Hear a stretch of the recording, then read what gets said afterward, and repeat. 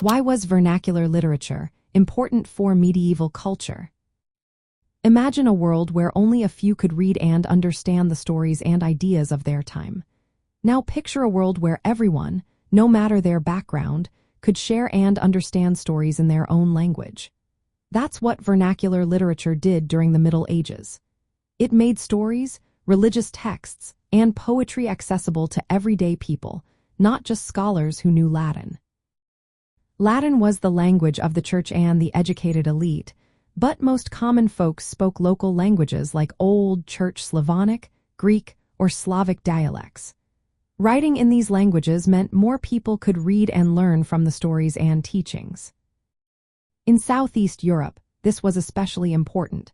The region was a mix of cultures influenced by Byzantium, Slavic tribes, and other groups. Instead of Latin, many religious texts and stories were written in Old Church Slavonic, which was used in religious services and literature. Later, local languages like Serbian, Bulgarian, and Croatian became the languages of poetry and storytelling. This helped communities stay connected to their history and traditions. When stories were written in their own language, they could better express their unique culture and values. Vernacular literature also helped more people learn to read. As stories and religious texts became available in local languages, literacy began to grow outside of monasteries and noble courts. Ordinary people could now read stories, religious teachings, and even social critiques. This created a new kind of conversation within society, where ideas could spread more freely. It also allowed writers to comment on social issues and challenge authority, which was harder to do in Latin. Religious texts translated into local languages made spiritual teachings easier to understand. People could connect more deeply with their faith and community.